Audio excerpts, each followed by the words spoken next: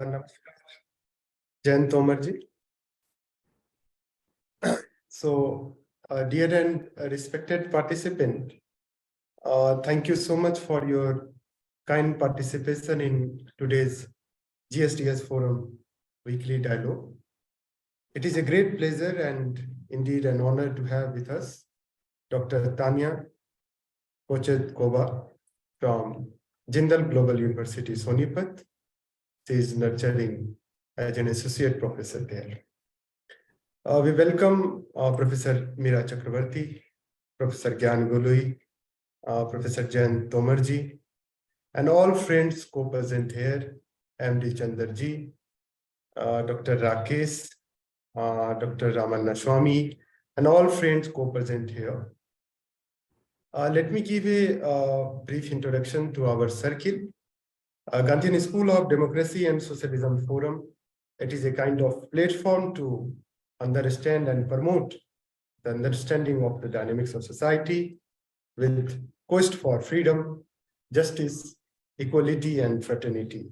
It focuses on knowledge and dialogue among concerned persons. We invite people from different fields of life to share their knowledge in almost every Friday as a weekly forum. Dr. Tatjana Kochtekova is a deep seeker. She grew up in Kiev, Ukraine, and she has deep engagement with philosophy, environment, and psychology. She received her PhD from Kiev National University in 1998 on self and speech acts theory. And then she also pursued next PhD in philosophical anthropology. And she has a kind of good engagement with peace building, environmental philosophy, and humanist psychology.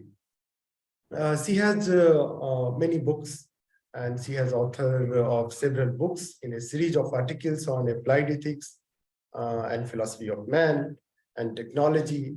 Recently, she published together with Rico Sneller and Nellel K. Candles a book, The Plurality of Art of Living. So thank you, Dr. Tatjana, for accepting our invitation to discuss a very important topic, which is very close to us, that is roots of ecological crisis. And we know we live in a time of anthropocene world where it is very discussed idea that why has man treated the earth so badly. And when we think about human capacity and human carelessness with development, it is a kind of inviting sense to understand the consequence of this globalization of capitalism and a disintegration of the culture of modernity.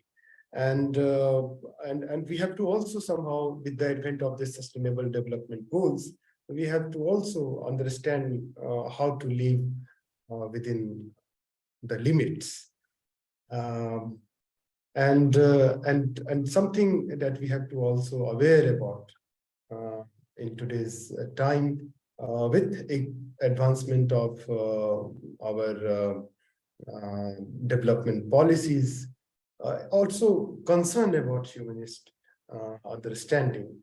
And in that sense, the roots of the present ecological crisis as we face in the world today are due to our man's unlimited desire, greed, ignorance, and the materialistic approach of life. So understanding this this cultural connotation is very, very important. So for inviting, and we also request respected participant to ask some questions at the end of the session. So Dr. Tatjana, over to you. Thank you so much, Randir, for introducing me, and thank you for organizing this meeting. It's really a pleasure to meet you again. So my point is, like my research, actually, the point is like, what are the deeper roots of environmental crisis? And I want to also refer to the article of a historian, American historian, Lynn White, who questioned basically the same issue, like what are the deeper roots of environmental crisis? And if you look at environmental crisis as a phenomenal, like as a superficial occurrence, it's obviously that it's our industry, it's our imbalanced growth, the global warming is a human-caused problem. It's a human-caused occurrence, which is happening now because we emit too much carbon dioxide and other greenhouse gases into the atmosphere. So the obvious answer to the roots of environmental crisis is that our industry, our economy is not sustainable.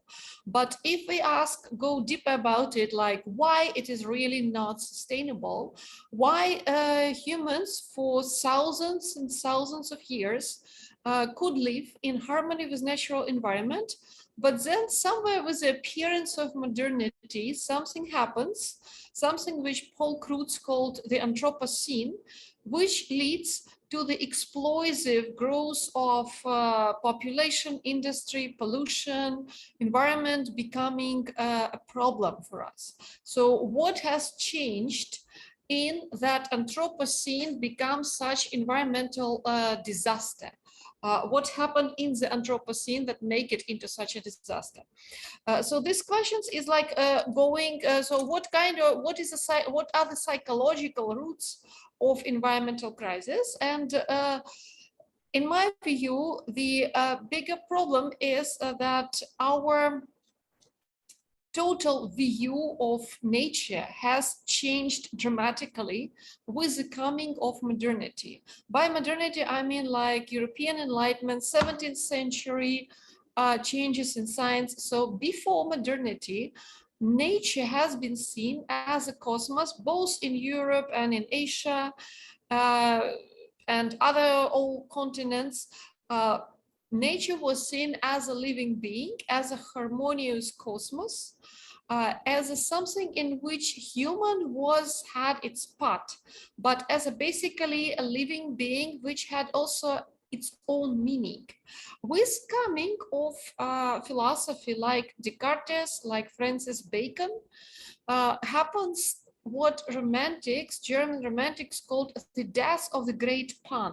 So Pan was an ancient Greek god of nature, and with coming of a mechanical science and mechanical worldview, the world becomes disenchanted. The nature becomes seen as a kind of a mechanism, a complicated mechanism, which has no soul, no meaning, no purpose of its own. This is how Descartes see nature. This is how Francis Bacon saw nature. And this is how actually modern technologists and scientists continue to see nature.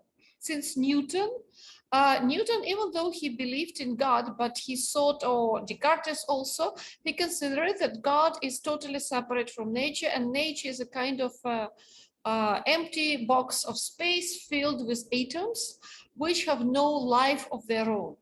So it is not a surprise that with this view of environment, our attitude to environment also becomes as purely instrumented and purely basically destructive. So controversy is how to see environment, how to see nature. This debate has happened and it is still continues till now, but I wanted to figure out to point at one point in history during the 19th, beginning of the 20th century. So the dialogue between Gifford Pinchot and John Muir. John Muir was American writer, nature writer, and Gifford Pinchot was a chief of US Forestry Service. Basically, both were for environmental protection, but Pinchot, the major dilemma was how should we see nature?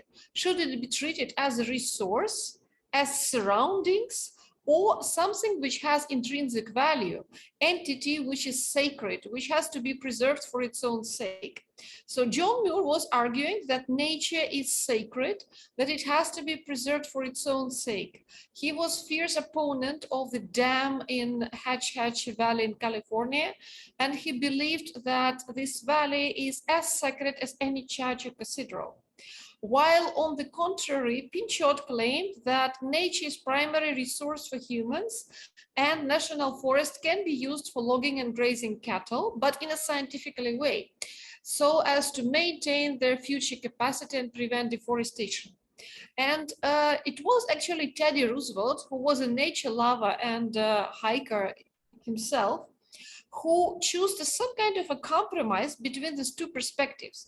But this dilemma is not resolved. It continues to be active today in environmentalism as a dilemma between the shallow and deep ecology. It persists till today. And all our current attempts to manage environment somehow fail. I will quote Sunita Narayan, director of the Center for Society and Environment in Delhi, who says that in a European case, like when one type of pollution becomes tackled and becomes resolved, another type of pollution comes. Like when mini particles pollution become resolved, then other pollution appears. So all attempts to simply technically manage environmental destruction somehow is not sufficient. So the question is, a current environmental management or current approach to environment, modern and mainstream, is actually failing. We see it from the climate crisis, which is since 2014, since Paris Agreement on climate crisis is being debated, but it doesn't have enough results to stop climate crisis. So my hypothesis that the deeper cause of it is the disenchantment of nature and a certain view of ourself as a purely physical bodily self isolated from nature. So in order to overcome environmental crisis, we need to overcome the disenchantment of nature. And this is easily said than done, because by simply renouncing the disenchanted or mechanical model of nature, we will not replace it, because mechanical model of nature is now built in modern science and technology. It works. However, it's not enough. It's not sufficient. So the overcoming of disenchantment is not simply renouncing of the mechanical model, but it should be overcome from inside. It should be actually discovered from inside the complexity, life, and irreducible element of nature, the infinity within nature itself, the life within nature itself. So to show that nature is not something which is purely to be treated in instrumental way. And this kind of disenchantment, which was also addressed by Max Weber, it's a Max Weber view of the rationalization of society. It is not only about nature, it's also about society.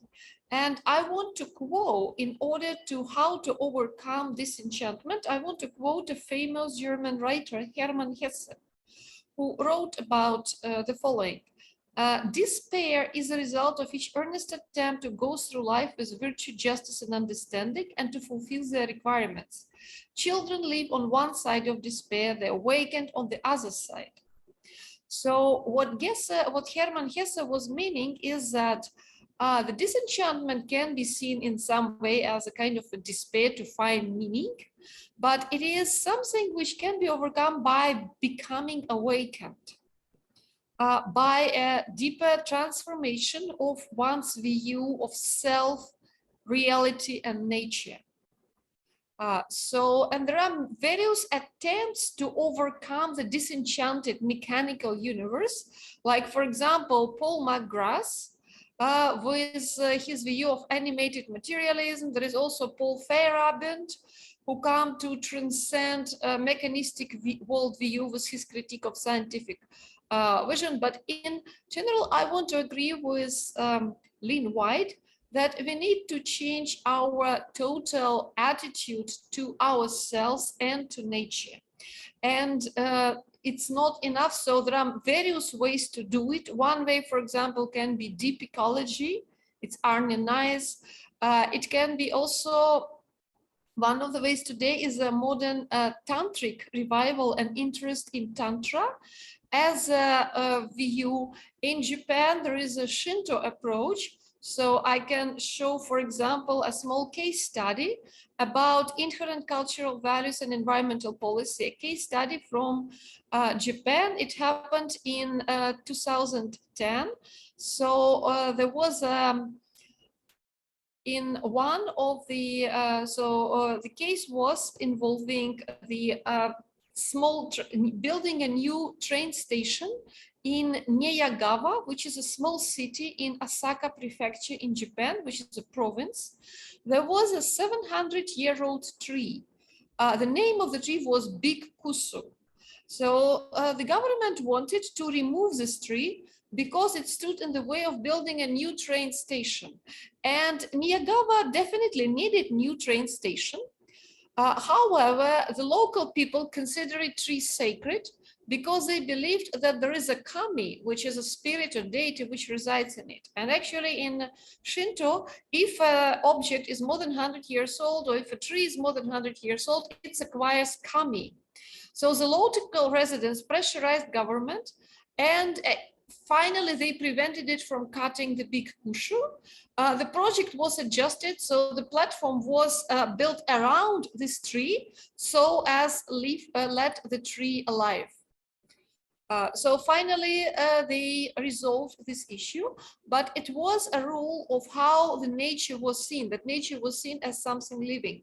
And my actually statement, which I want to defend here, is that both resolving environmental crisis, resolving climate crisis, it involves more than just technology change. Nobody denies that we do need a new cutting-edge technology, and we absolutely need carbon neutral technology, solar energy, transformation of economy with the sustainable cutting edge technologies. However, at the moment, we don't have any technology which would even provide us with enough energy to sustain the current lifestyle in a renewable way, in a way which is a carbon neutral way. So some kind of a sacrifice from the current lifestyle needs to be done, but I wanted also to draw on inspiration from Tantra as the inspiration for environmental action. So Tantra, by Tantra, I mean umbrella of different traditions which embrace both Hindu and Buddhist traditions, Vajrayana Buddhism, starting with 12th or 13th century of our time, and the way it actually sees human body, it can be very informative for the vision of nature. I rely to writings by Rita Dasgupta Sharma in her discussion of the relevance of Shakta Tantra for ecological vision. So I quote her: "The vision of the earth as a sacred hierophany and material form of divine is perhaps most dramatically displayed in a goddess theology, first crystallized in a 6th century text, Markandeya Puran Chalt, the Devi Mahatmya, or the glorification of the goddess." So Rita Dasgupta Sharma, she considers that Tantra can be a viable source of inspiration also for the ecofeminist theology. The same position is actually represented in the vision of Starhawk, a modern Western writer, ecofeminist, and Vandana Shiva, which see Tantra as a theology of identification and the source for personal spiritual empowerment. So the idea is that Tantric view of embodiment has a very interesting implications for human-nature relation, because a Tantric view of embodiment is that our body is not something which can be separated from nature. I mean, we know this physically, because in fact, even scientifically, our bodies are just part of ecosystem. We all are part of ecosystem because of the air we breathe, because of our metabolism and so on. Outside of ecosystem, we would not exist. Maybe we can some very limited time in a spaceship, but it's not like a sustainable continuous existence. So in Tantra, human body is considered as something which contains the universe within it. So paradoxically, not the universe which contains human body, but yogic body potentially contains the universe. So yoga by means of meditation can discover the universe in oneself.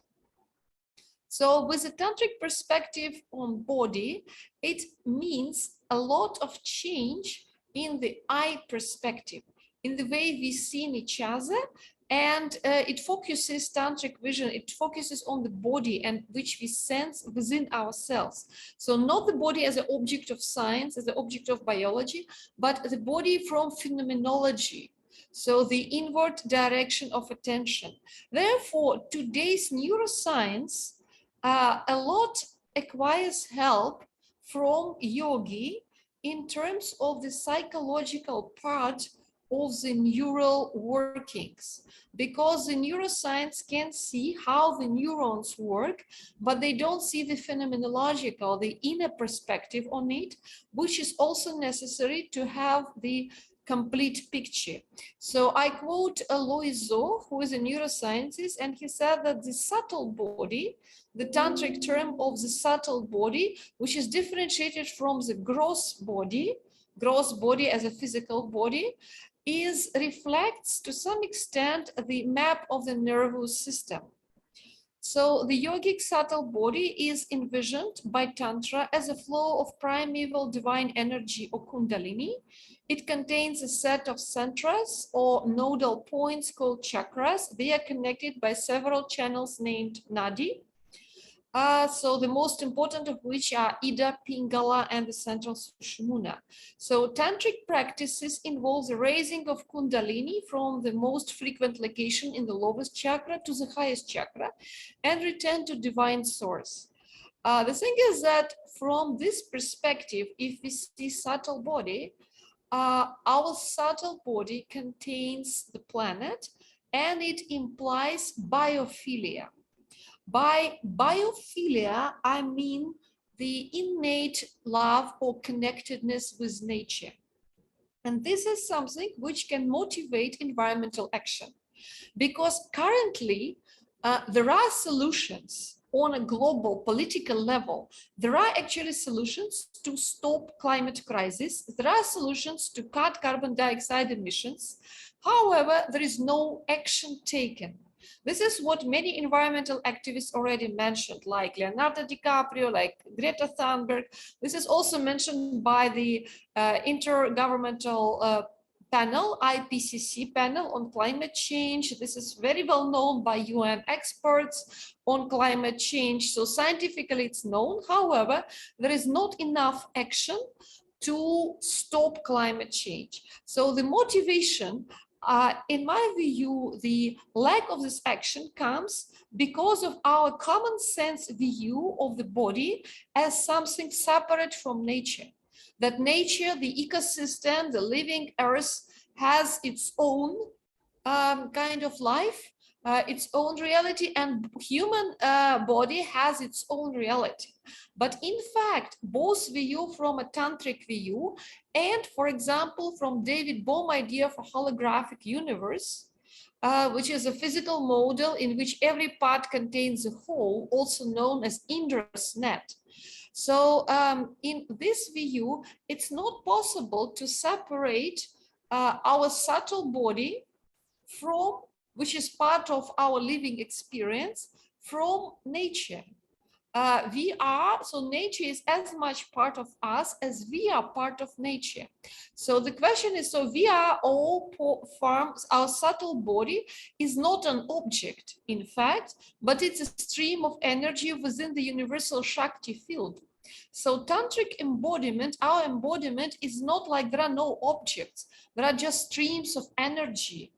And therefore, tantric embodiment is part and parcel of the Earth's biosphere and the larger cosmos. So this forms a step of transformation of our consciousness from ego to eco from the big E, which is a process of personal growth, but it's also a process of forming a biophilia and attachment to nature.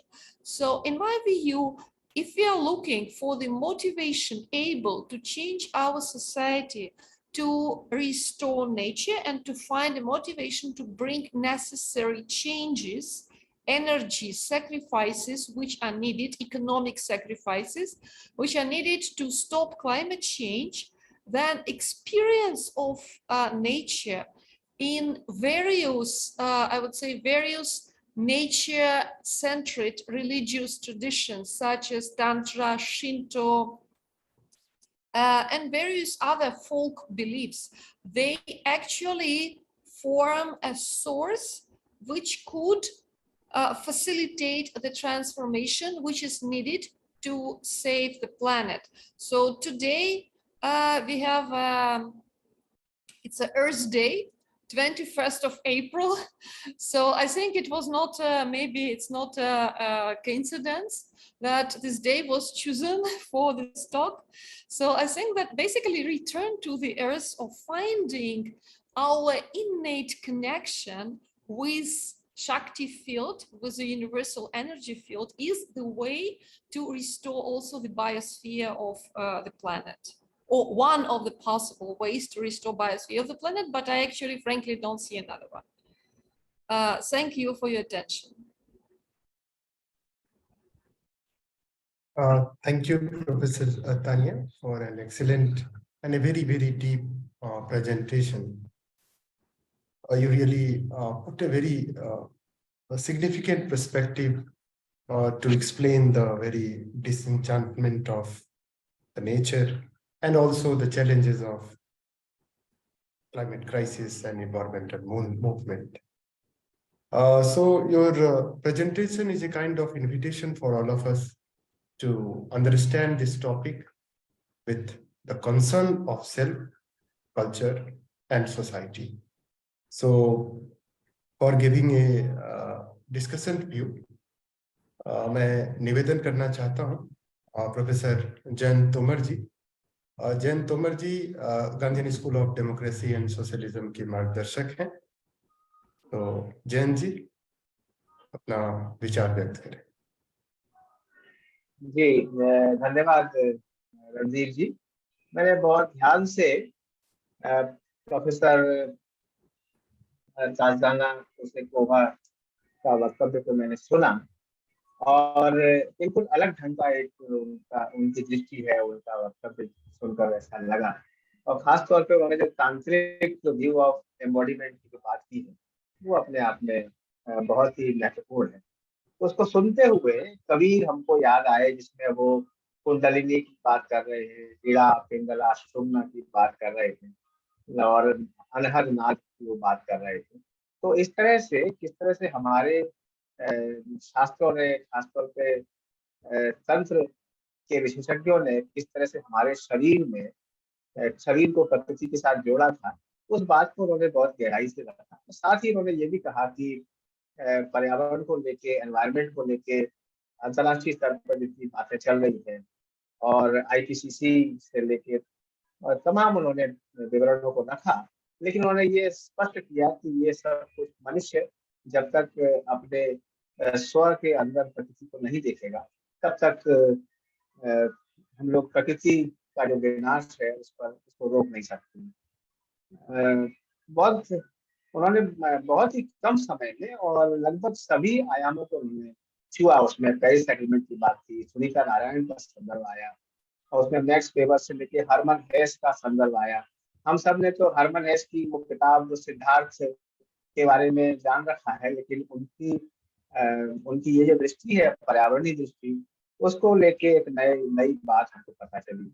उन्होंने बड़े अच्छे से बताया कि कैसे Japan में Shinto धर्म के अनुयायियों ने एक पेड़ नहीं कटने दिया जो 700 साल पुराना पेड़ था। तो ये, और उन्होंने रीता दासगुप्ता शर्मा की उन्होंने पुस्तक का हवाला दिया, मार्कंडेय पुराण के देवी महात्मा का, उसको इस बात को सुनते हुए हमको याद आया कि जो पहाड़ी चित्रकला है, और सिर्फ पहाड़ी नहीं, हमारे देश की जो मिनिएचर पेंटिंग है, उसमें उसके पर्यावरण को देखा जाना चाहिए कि उसमें किस तरह से चित्रकारों ने पेड़ पौधों को, वनस्पतियों को, पहाड़ और जंगलों को चित्रित किया है। Flora and fauna miniature painting का एक अविभाज्य हिस्सा है, और इससे हमारी पर्यावरण के प्रति हमारा जो लगाव है, हमारी जो दृष्टि है, उसका पता चलता है। तो ये आप सब ने मुझे प्रोफेसर ताजाना कोचेकोवा को सुनने का अवसर दिया और मुझे अपनी बात रखने का अवसर दिया, इसके लिए बहुत धन्यवाद रणजीत जी। Thank you, Professor Jayant. Now I request respected participant to raise his or her hand, or you can ask a question. So for initiate a kind of discussion session, I request Professor Meera Chakrabarti to share some of her reflections on the very topic. Thank you Randeep ji, thank you Jayant ji जो add किया है उनके लिए। Tatjana, I have something to add to your as a student of Sanskrit literature. I mean, tantra is the root is tanu vistare, that which expands. You know, so therefore, the model that you are quoting from Tantra is not exclusive. The whole wisdom literature in Indian thought, whether it is Sankhya or Yoga or Nyaya or Mimamsa, Advaita, they have taken, you had mentioned one point, but you didn't explain that very much, as living being. Yes, we had, in India, we had no trouble of seeing nature, ecology as living being. And I would come back to that perspective of denying the Western way of seeing ecology or nature as a commodity, something out there. No. And when you mention, and you have to relate these to how the Indian perspective is important as non-Western perspective, as non-materialistic perspective, because as much as we are human beings, you quoted Bohm and Krishnamurti had a very meaningful dialogue, and Bohm has acknowledged Krishnamurti's, who is from the Indian cultural background and philosophy. So it's a kind of, and because it is also, before I forget, because it is Gandhian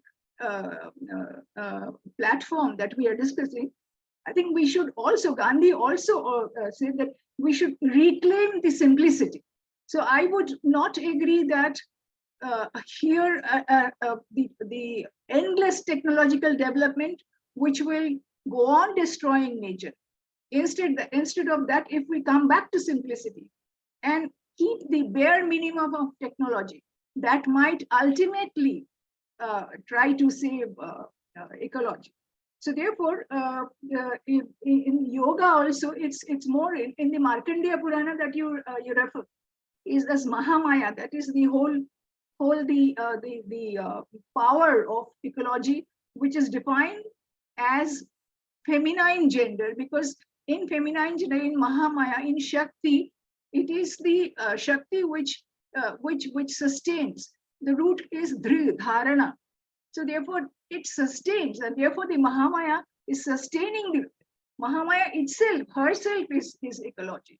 So therefore, we have a totally diametrically opposite view from seeing it as non-material and something which is part of our own existence. Human being is part of an existent extension of nature, natural existence. So I would rather go back to the Indian wisdom perspective, Indian wisdom, and from which Gandhi himself talking of, he himself actually lived with simplicity. Not only he talked about simplicity, but he lived simplicity actually. So I think unless we are totally aware of terribly dangerous things which are happening, and we take ourselves away from from more and more technological development and consumerism, there is no way that you can really not only save ecology, but even talk of it. Thank you so much. Thank you, Ranveer. I took a little more time. Thank you so much. Yeah, Yes. thank you so much, Professor Chakraborty. That's really very interesting, insightful. And I totally agree with you, actually. I didn't meant it as a contradiction to it, just a little bit of clarification. I agree that Indian philosophy and Indian wisdom contains like a deeper knowledge about our spirit, without which we just can't do. We need it. And it's very vital and it's very essential. Concerning West, West has gone mad in the last 4 centuries, 3-4 centuries. Well, mad between the brackets. So Europe is not so simple because it had Plato, it has Plotinus, and it has many other like, trends which also saw nature in basically the same way. Like if you look at Plato dialogues, he saw a human being as an emanation of the universal soul, which is very close to the universal Shakti field. And this kind of, disenchantment, that's a product of the 17th century when something happened, some shift happened in the European mind, and the very limited materialistic perspective to become predominant. So the deeper roots, which have been from antiquity, from ancient Greece and Hellenistic times, they are still there and you can rely on them. So I think it was Hegel who said that all European philosophy is just a footnote to one of Plato's dialogues. So just to show the significance of Plato in comparison. But indeed, the 17th century, the mechanistic paradigm is indeed deadly. But what I mean is that we can't just say, it's a nonsense. We have to show it like its own, I would say, like in terms of Hegelian dialectics, it should be the sublation of it. So it should be not just thrown away, but sublated by showing the depths and complexity within nature. I agree that consumerism is indeed a kind of a problem. It's a big problem, actually. And consumerism may be created by the emptiness, by the not seeing a deeper meaning of life.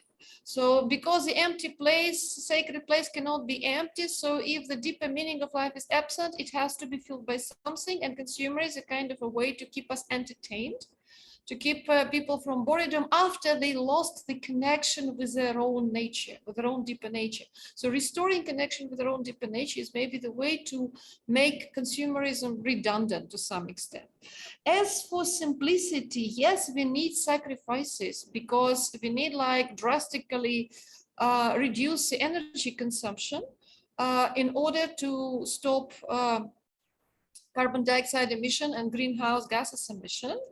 At the same time, like frankly, with 7 more billion people on Earth, I think that going back is not possible because of the sheer number of people living on Earth.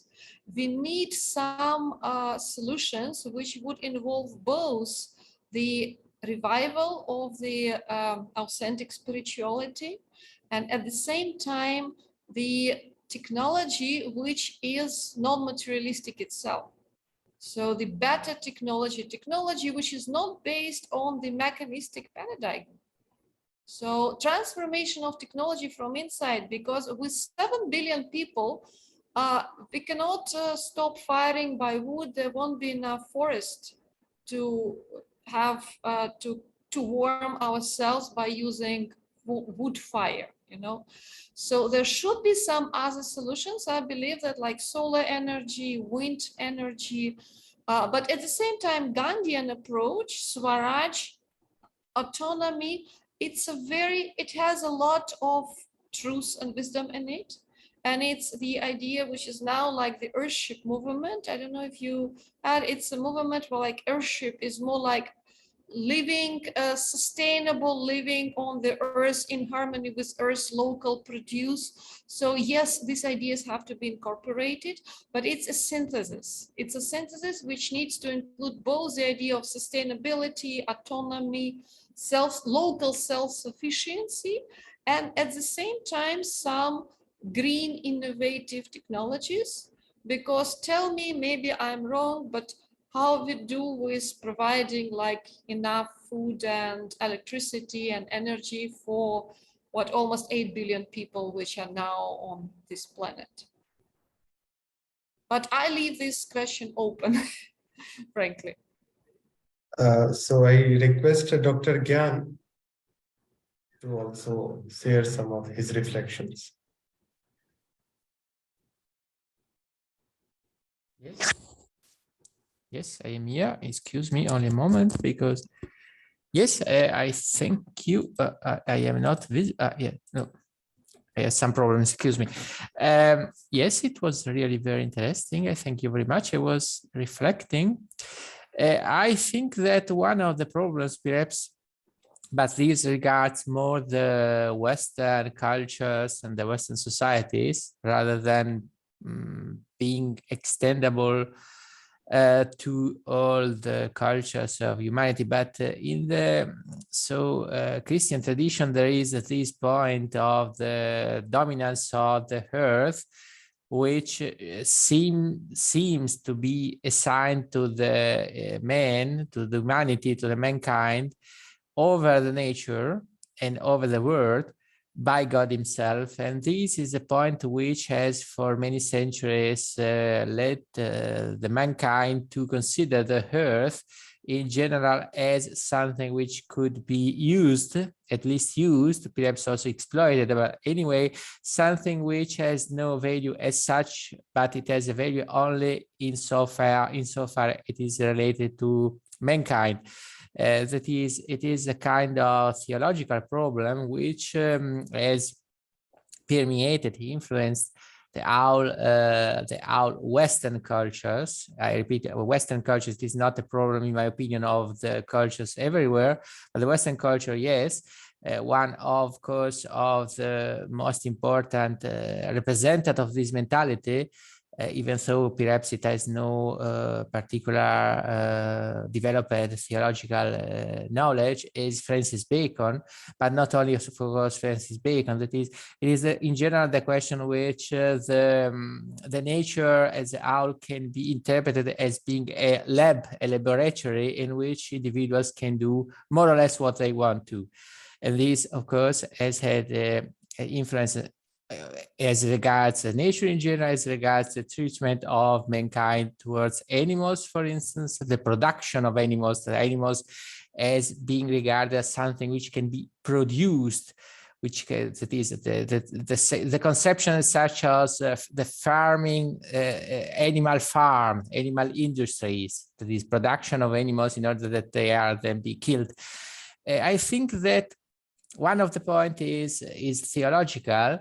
Perhaps now it is no more only so that is the conception of the dominance of the earth in Genesis is not the only interpretation which can be and is actually be given of Genesis, but it is something which, in my opinion, has played a role and continues to play a role as regards the interpretation of the relation between man and nature, and between as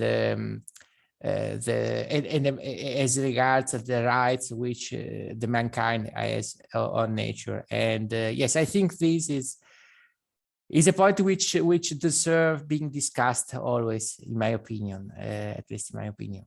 But thank you very much. It was really very, very interesting, and I have taken many notices. Thank you.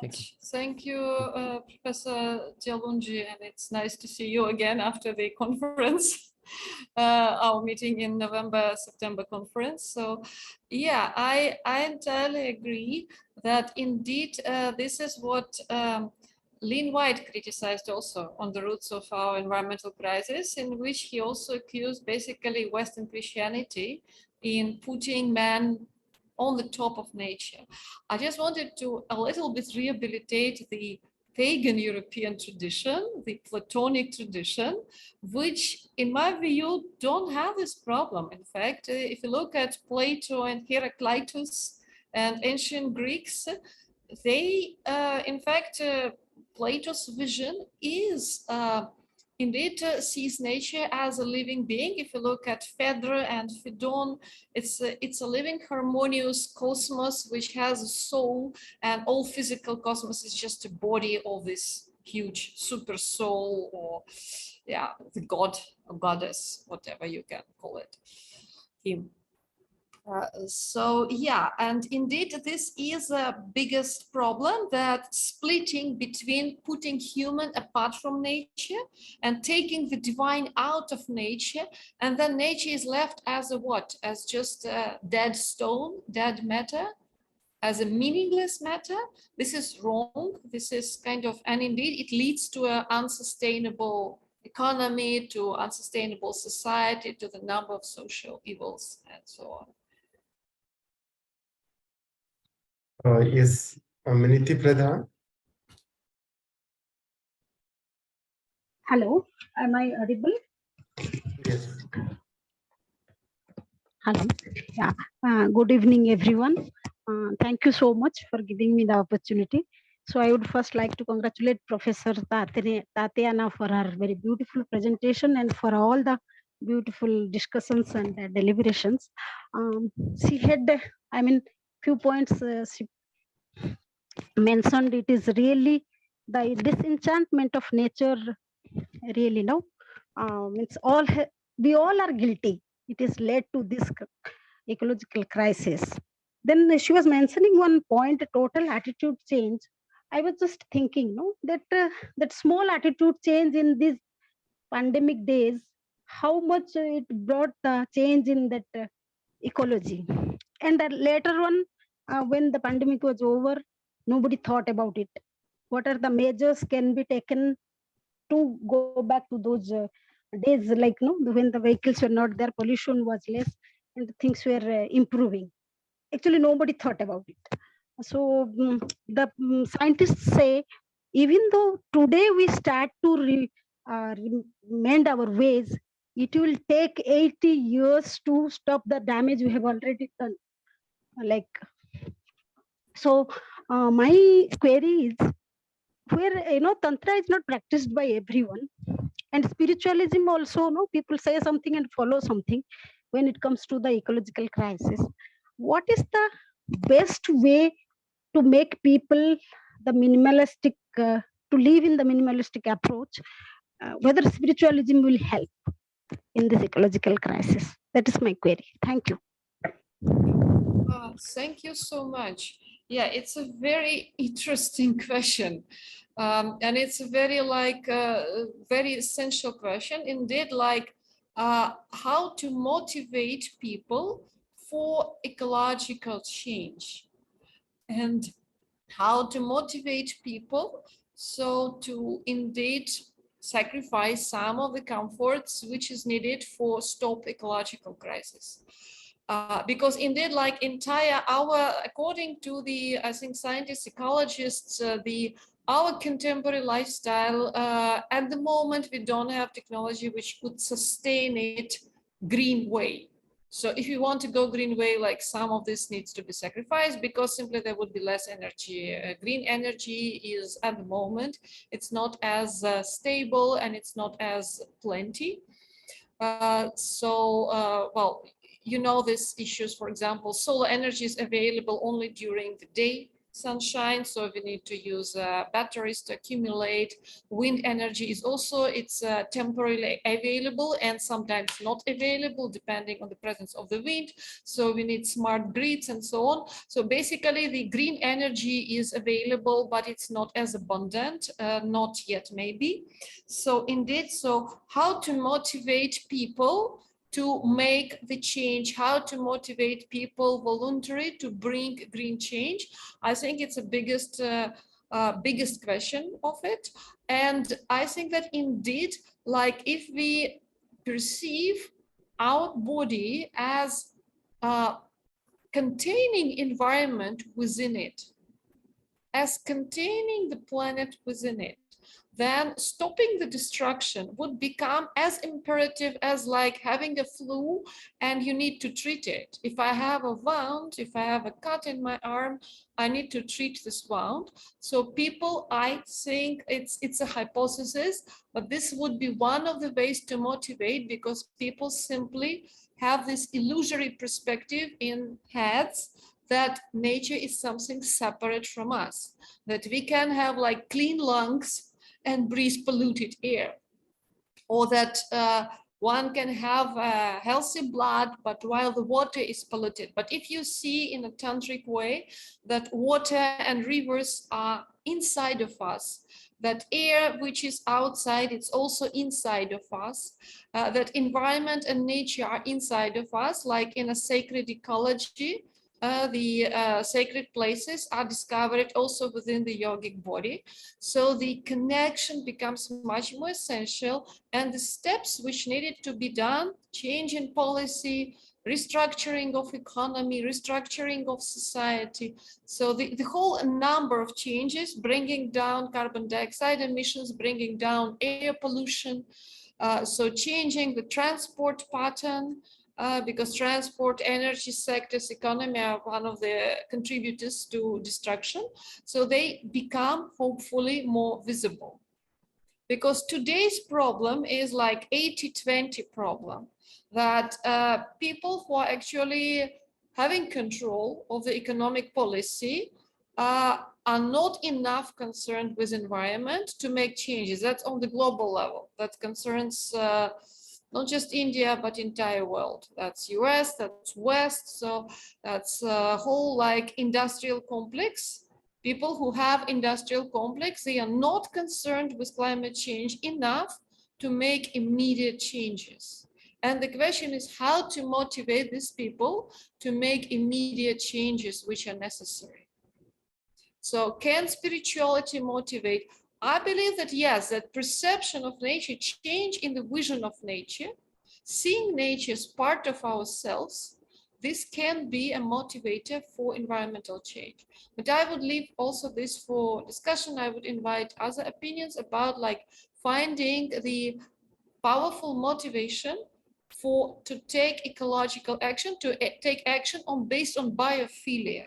So by biophilia is like considered psychological quality, innate love to all living beings, and feeling of connection with beautiful surroundings, with animals, plants, landscapes, and so on.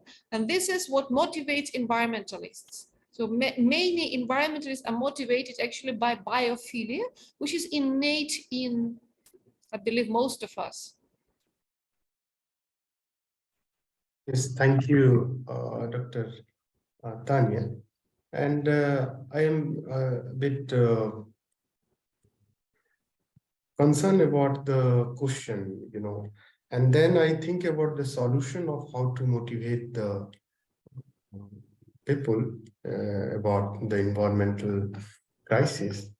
Then again, religion and spirituality plays a very significant role. When we think about like Hindu way of thinking, where Hindus accepted the nature as a goddess, and that is why plants, even their fruits, their flower, their leaves, are used in a very in religious activities, and even for that matter, flora, but not only flora, but also earth, rivers, sky, fire, mountains. We have a whole experience of Nilgiri. We inculcated a kind of environmental consciousness among the masses, which and we saved a kind of environmental crisis in Odisha, in Nilgiri. So the problem is very, very crucial in the sense that there is a whole a deep cultural assumption that gave a kind of conceptual and moral legitimacy to the Industrial Revolution, and now to the globalizing its digital phase. And so how to challenge this consumer dependent society. I have a kind of slide which I want to share with you. It represents a kind of, there is a man and how nature is kind of, he is now far away from this nature. So this is a kind of, we live in a time of deforestation of mind, I would say. And that is a kind of challenging invitation for all of us to also, think about the possibilities or, with the advent of this westernization, we are losing our spiritual quest. And that is, I think, one way of, moving towards a kind of peaceful and or the coexistence society. And so thank you so much, Dr. Tanya, for giving a kind of very, very excellent and deep perspective on cultural roots of the ecological crisis. And on behalf of Gandhian School of Democracy and Socialism, we are very grateful for your kind participation and kind presentation of the deep presentation. And also on behalf of GSDS, we are very grateful for the presentation or taking participation of by Professor Meera Chakrabarti, Dr. Gyan Guloi, Jayant Singh Tomar ji, Viniti Pradhan ji, MD Chandra Sahab, Sweta Saurabh ji, and all friends who participated this GSDS weekly forum. And we will invite you in our coming dialogue and discussion. And thank you, Tanya, for a very deep presentation. Thank you so much. It was really a pleasure to be here. And thank you also, Professor Chakraborty and Jialunji and everybody who asked me questions and made his perspective. It's really very enriching and pleasure to meet you. Thank you. Thank you.